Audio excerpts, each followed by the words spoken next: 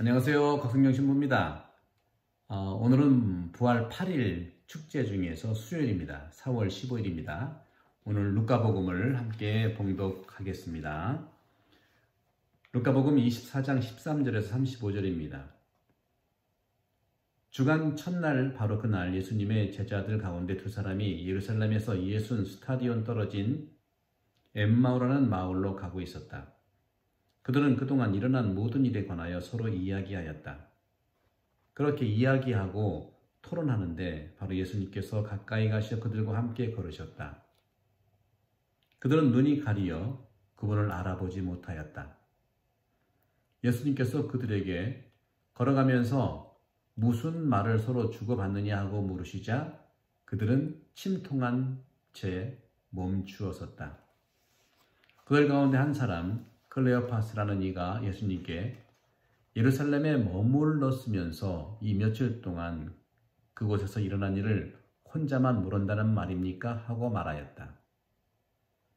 예수님께서 무슨 일이냐 하시자 그들이 그분께 말하였다. 나자렛 사람 예수님에 관한 일입니다. 그분은 하느님과 온 백성 앞에서 행동과 말씀에 힘이 있는 예언자셨습니다. 그런데 우리의 수석 사자들과 지도자들이 그분을 넘겨 사형 선고를 받아 십자가에 못 박히시게 하였습니다. 우리는 그분이야말로 이스라엘을 해방하실 분이라고 기대하였습니다. 그 일이 일어난 지도 벌써 사흘째가 됩니다. 그런데 우리 가운데 몇몇 여자가 우리를 깜짝 놀라게 하였습니다. 그들이 새벽에 무덤으로 갔다가 그분의 시선을 찾지 못하고 돌아와서 하는 말이 천사들의 발현까지 보았는데 그분께서 살아계시다고 천사들이 일러주더랍니다. 그래서 우리 동료 몇 사람이 무덤에 가서 보니 그 여자들이 말한 그대로였고 그분은 보지 못하였습니다. 그때 예수님께서 그들에게 이르셨다. 아, 이런 어리석은 자들아. 예언자들이 말한 모든 것을 믿는데 마음이 어찌 이리 굼뜨냐.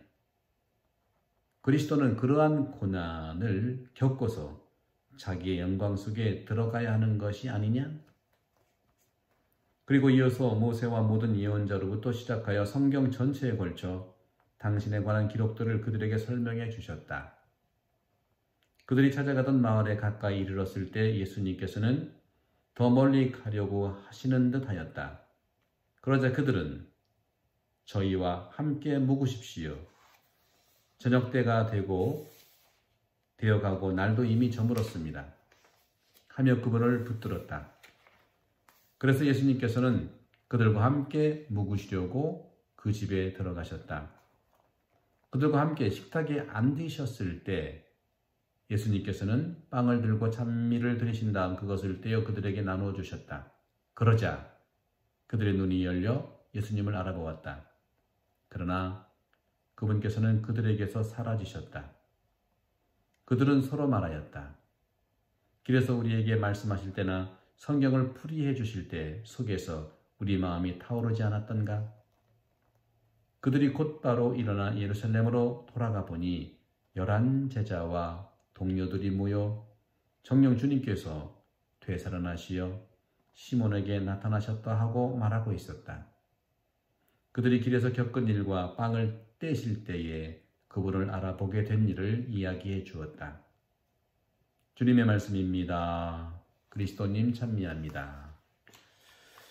네, 엠마오로 가는 제자들에게 발현하신 예수님입니다. 루카복음 24장 13절에 안식일 다음 날 제자들 가운데 두 사람이 예루살렘에서 엠마오라는 마을로 가고 있었습니다. 팔레스타인에는요, 2개의 엠마오 말이 있어요. 제자들이 어느 곳 엠마오로 갔는지는 모릅니다. 분명한 것은 제자들은 예루살렘에서 멀어지면 멀어질수록 만족하듯 싶었어요. 왜냐하면 그렇게 낙향하는 제자들은 자기들끼리 이야기하지 누구하고도 말을 섞지 않고 침묵하며 노력했기 때문입니다. 실패했기 때문이죠. 주님을 어떻게 믿고서 어떻게 행복하고 한 자리 어떻게 해볼까 했는데 자기가 따르던 주님이 돌아가셨으니까 낙향하는 것이죠. 그들은 그동안 공들여 쌓아왔던 삶이 한순간에 무너진 꼴로 떠나가고 있었습니다. 심리적으로 공허하고 비탄에 차 있으며 실망이 역력한 듯 보입니다. 어깨가 축 처졌겠죠. 그런데 웬일입니까? 주님께서 그들과 함께 가시더니 성경 전체에 걸쳐 당신에 관한 기록들을 그들에게 설명해 주셨습니다. 루카복음 24장 27절이죠. 성경 전체를 자세히 설명했다는 것이죠. 아우구스티노 성인은 특별한 경험을 살아온 성인이십니다. 그분도 깊은 위기가 있었는데 그러한 위기 동안 분명히 할 수 없는 것은 마음의 생각들이 안 들었다는 것이죠. 마음의 생각이 하나도 없었어요. 그때 그는 이런 말을 느꼈답니다. 목소리로 느끼시오. 성경을 손에 쥐고 읽어라 하는 음성을 들었답니다. 성예로니모 성인 역시 어려운 순간을 살아왔는데 많은 유혹 속에서 괴로웠습니다. 세상에서 도피하는 것은 도움이 되지 않습니다. 하지만 성경을 읽으면서 많은 것을 위로받았고 삶을 이야기하는 참 경험을 만난 것이죠. 우리도 지금 코로나 바이러스로 얼마나 많은 어려움을 겪고 있습니까? 세상에서 정말 사람을 만나고 싶어도 못 만나는 이런 어려움. 성경을 읽으면서 위로를 받고 여러분들 행복한 주님 음성을 만나십시오. 오리겐에서는 다음과 같이 그런 이유를 설명했습니다.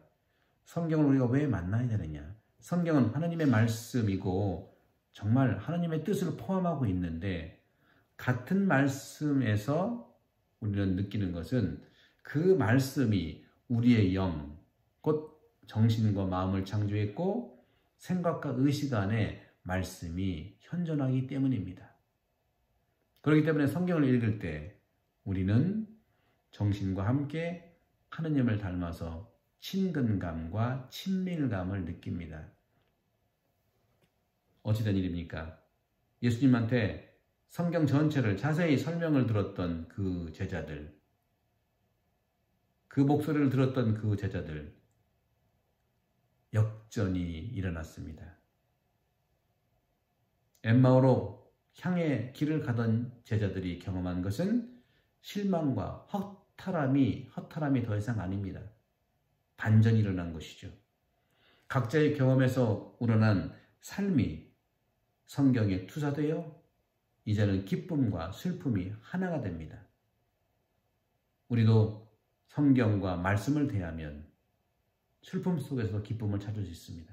저도 지금 많은 교우들을 만나고 싶지만 이 말씀, 매일 말씀 10분 강론을 하면서 어려운 부분을 이제 기쁨으로 또 복음을 나누는, 기쁜 소식을 나누는 그런 속에서, 이 조화 속에서 정신과 성경이 나의 어떤 어려움과 성경이 참 현실을 알도록 인도해 주기 때문입니다. 저도 이러한 말씀을 나눔으로써, 유튜브로 나눔으로써 기쁨을 찾는다는 것이죠. 루카복음 24장 30절에 31절. 그것을 떼어 그들에게 나누어 주셨다. 그러자 그들의 눈이 열려 예수님을 알아보았다. 성체성사죠. 최후의 만찬 때죠. 말씀을 듣고 성찬전례를 참여하면서 우리는 눈이 띄어지는 것입니다. 눈이 열리는 것이죠. 볼 수 없는 눈이 아니라 이제 볼 수 있는 눈으로 변화된 것입니다. 구약에서 하찮은 떨기나무에도 하느님의 불길, 성령의 불이 타올랐는데 제자들에게 어찌 성경 말씀이 타오르지 않겠습니까? 제자들이 성경 말씀을 들으면서 그들 마음은 뜨거워졌습니다. 저도 이 강론을 하면서 뜨겁습니다. 어려움을 이겨낼 수 있는 뜨거운 하느님의 사랑을 느낍니다. 성령의 감도로 말씀이 그들을 불살랐기 때문이다. 그 말씀과 그들의 희망 사이에 친근감을 느꼈던 것이죠. 그리고 빵을 떼어 쪼갤 때는 그리스도를 알아보았습니다. 예수님은 우리 마음과 좋은 호흡 속에 말씀과 성체로 살아 계시죠. 여러분들 코로나 바이러스로 성당에 참여할 수 없지만 유튜브로 하는 매일 스트리밍 미사와 그리고 업로드된 그 미사 속에서 말씀과 성체 안에 주님을 만나시기를 초대합니다. 앞으로 안토니오 대주교님께서도 새로운 사목 방법을 찾아야 된다고 하신 것처럼 저도 같은 생각입니다. 새로운 사목 방법을 찾겠습니다. 유튜브로 스트리밍, 그것은 뭐냐면 라이브 중계, 생중계거든요. 시간을 맞는다면 성모예밤도 그 시간에 맞춰서 같이 유튜브로 기도할 수 있지요. 또 묵주기도도 같이 할 수 있다고 생각합니다. 기회가 된다면 새로운 방식을 우리 사목위원들과 함께 상의하면서 시작해볼까 합니다. 예수님은 성경과 성체 속에서 늘 말씀하십니다. 집에서 성경을 통해서 만나시고 실영성체를 통해서 주님을 만나십시오. 우리는 교회의 미사성제, 즉 그 안에서 늘 주님의 인격을 만납니다. 말씀과 성체 안에서 쪼개고 흘린 몸과 피와 성경 전체에서 당신의 사랑을 근본적으로 나눠주셔서 실망하고 낙담하던 제자들에게 반전을 일으키는 뜨거운 열정을 다시 심어주신 말씀입니다. 부활 8부 축제 잘 지내시고 부활의 기쁨을 빛을 가지고 세상에 나갈 수 있도록 함께 기도와 자선으로 연대합시다. 성부와 성자와 성령의 이름으로 아멘.